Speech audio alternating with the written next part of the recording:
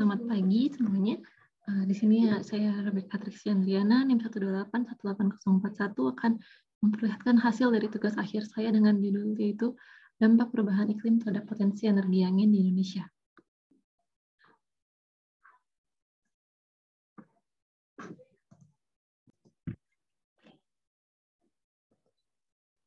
Latar belakang dari penelitian ini yaitu adanya isu dari perubahan iklim yang menurut IPCC perubahan iklim mengacu pada perubahan keadaan iklim yang dapat diidentifikasi dengan perubahan rata-rata dan atau variabilitas sifat-sifatnya dan bertahan untuk beberapa dekade atau lebih, baik karena variabilitas alami atau sebagai akibat dari aktivitas manusia dengan dampak perubahan iklim yaitu seperti pemanasan global, kekeringan yang semakin panjang, es kutub yang cair, dan naiknya permukaan laut. Dan Indonesia sendiri merupakan salah satu negara yang rentan terhadap dampak perubahan iklim. Dan menurut penelitian Bartolomea dan Prior pada tahun 2021, penetrasi energi angin ke dalam sistem pembangkit listrik merupakan mekanisme potensial yang dapat memperlambat dampak perubahan iklim. Akan tetapi, menurut Solong dan Kerdap pada tahun 2019, perubahan iklim sendiri dapat mempengaruhi keluaran energi angin seperti merubah pola harian atau musiman dari kecepatan angin, ataupun meningkatkan atau menurunkan kecepatan angin itu sendiri. Dengan total potensi teknis energi angin di ketinggian H50 dan 100 meter yaitu sebesar 194 gigawatt. Sehingga terdapat potensi penelitian dari ini yaitu sebagian besar penelitian dilakukan di Eropa dan Amerika Utara, sehingga diperlukan penelitian mengenai dampak perubahan iklim terhadap potensi energi angin di wilayah lain. Dan penelitian yang menggunakan proyeksi RCM masih relatif sedikit. Selain itu, penelitian dari Davide Kakak tahun 2018 telah mengembangkan perhitungan kecepatan angin yang bergantung pada kasaran permukaan. Perumusan masalah yang diambil yaitu energi angin merupakan salah satu energi terbarukan yang berpotensi untuk dikembangkan di Indonesia. Akan tetapi, terdapat ancaman dari perubahan iklim yang dapat mempengaruhi keluaran energi tersebut. Sehingga tujuan yang ingin dicapai yaitu menganalisis dampak perubahan iklim terhadap potensi energi angin di Indonesia. Dengan beberapa batasan masalah, yaitu wilayah kajian dan penelitian ini mencakup wilayah negara Indonesia. Periode waktu kejadian dibagi menjadi 3, yaitu periode historis, periode near future, dan periode far future. Dengan parameter meteorologi yang digunakan adalah kecepatan angin, profil angin logaritmik digunakan untuk mendapatkan kecepatan angin di ketinggian H100 meter, dan ERA5 digunakan sebagai data observasi dan koreksi hasil CM5 sebagai data model. Tutupan lahan di masa depan diasumsikan tidak mengalami perubahan. Selanjutnya untuk data dan metode. Pada penelitian ini terdapat 2 data yang digunakan, yaitu data reanalisis ERA5 dengan komponen dapat dilihat di layar dan data koreksi dengan GCM yang digunakan sebagai kondisi batas, yaitu Max Planck Institute atau MPIM, Norwegian Climate Center atau NCC, dan Met Office Hadley Center atau MHC. Dengan model iklim regional yang digunakan yaitu model REC-CM47.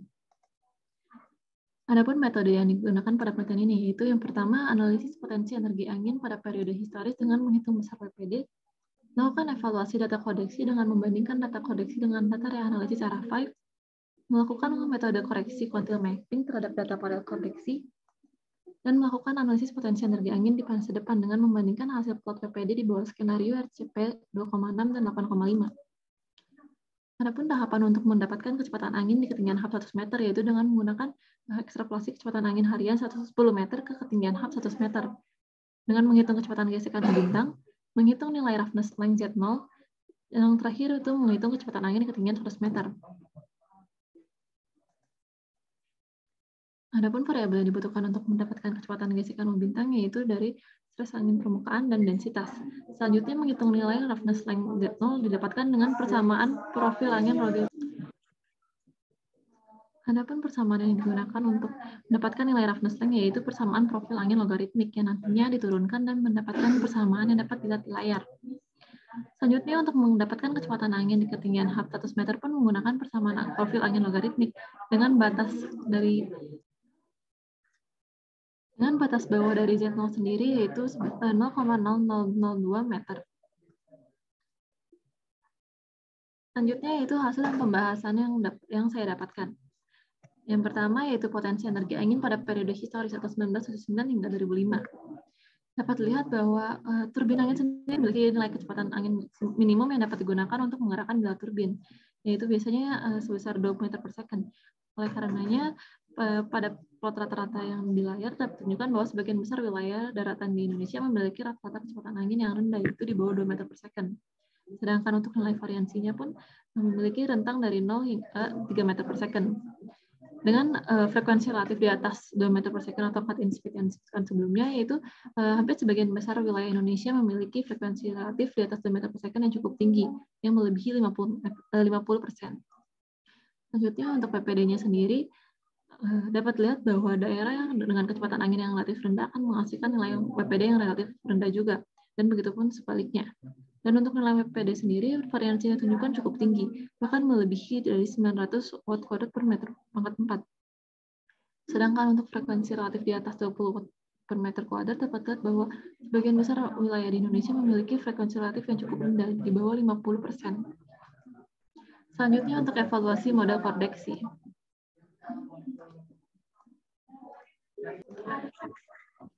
Untuk evaluasi model koreksi sebelumnya telah dilakukan terlebih dahulu untuk satu lokasi, yaitu di Sidrap, dengan training period pada tahun 1979 hingga 1999, dan periode evaluasi pada tahun 2000 hingga 2005.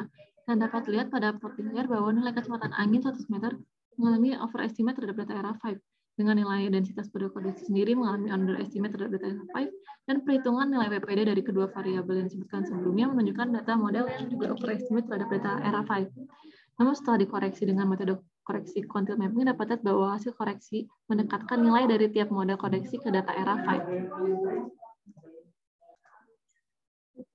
Selanjutnya, koreksi tersebut dilakukan pada seluruh wilayah Indonesia, dan dapat lihat bahwa untuk kecepatan angin 100 meter dan WPD 100 meter,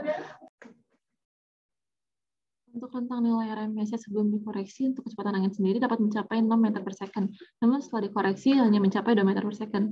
Dan untuk nilai WPD sendiri sebelumnya memiliki nilai RMS yang sangat tinggi, bahkan mencapai 700 watt per meter kuadrat, dan menurun setelah dikoreksi. Namun dapat lihat bahwa pada plot spasial yang ditunjukkan untuk WPD 100 meter sendiri masih terdapat error sebesar 0 hingga 20 watt per meter kuadrat, sehingga perlu dipertimbangkan dalam melakukan analisis di masa depan. Selanjutnya, perubahan potensi energi angin di masa depan. Pada periode yang pertama, yaitu near future, yaitu 2026 hingga 2055, dapat lihat bahwa untuk nilai rata-ratanya sendiri, dapat ditunjukkan bahwa Pulau Kalimantan bagian selatan mengalami kenaikan hingga 60% yang ditunjukkan oleh lingkaran berwarna hijau. Dan untuk Pulau Sumatera bagian utara dan Papua bagian selatan mengalami penurunan hingga 60%. Namun untuk perubahan nilai variansi yang ditunjukkan pun dapat melebihi 50%. Selanjutnya untuk periode far future, yaitu tahun 2056 hingga 2085, dapat lihat bahwa pada skenario RCP 8,5 terdapat penurunan nilai rata-rata yang melebihi 60%. Dan untuk variansinya sendiri, untuk periode ini dapat lihat bahwa dibandingkan sebelumnya, hampir di seluruh wilayah Indonesia menunjukkan penurunan nilai variansi yang semakin tinggi. Adapun untuk plot spasial frekuensi relatif WPD 100 meter di atas 20 watt per meter kuadrat, dapat lihat bahwa ketiga model menunjukkan peningkatan maupun penurunan frekuensi yang berbeda-beda. Dan untuk skenario RCP 8,5 sendiri, wilayah yang mengalami perubahan frekuensi terlihat lebih luas. Berikut adalah tabel rangkuman untuk perubahan nilai rata-rata WPD 100 meter di 5 wilayah yang berpotensi pada musim JJA dan variansi pada musim JJA juga. Sehingga didapatkan kesimpulan dan saran berikut, yaitu bias yang dimiliki data model koreksi dapat melebihi 50 watt per meter kuadrat, yang dapat mempengaruhi analisis potensi energi angin. Oleh karenanya, metode koreksi bias quantile mapping dapat dilakukan dan dapat mengurangi bias dan RMS yang dimiliki data model koreksi terhadap era 5. Selanjutnya, wilayah-wilayah yang berpotensi yang dapat dilihat pada data era 5 yaitu Pulau Sumatera bagian timur, Pulau Kalimantan, dan Papua bagian selatan, serta pesisir Pulau Jawa dan Sulawesi. Dan di bawah skenario iklim yang digunakan, yaitu RCP 2,68,5, dapat ditunjukkan bahwa adanya potensi penurunan yang ditunjukkan oleh model MOHC ataupun peningkatan yang ditunjukkan oleh dua model lainnya dengan nilai WPD rata-ratanya hingga 60%. Akan tetapi secara keseluruhan, perubahan yang ditunjukkan memiliki ketidakpastian yang tinggi karena masih terdapat nilai bias data model koreksi setelah dikoreksi dan sedikitnya data model yang digunakan. Karenanya beberapa saran yang digunakan yaitu menggunakan data primer kecepatan angin pada ketinggian HAM, menggunakan model yang lebih banyak untuk mengurangi ketidakpastian dari setiap model, melakukan metode koreksi bias yang lebih baik, dan menggunakan resolusi model yang lebih baik agar dapat menangkap perubahan dari kecepatan angin sendiri. Adapun daftar pusaka yang digunakan, Sekian dan terima kasih.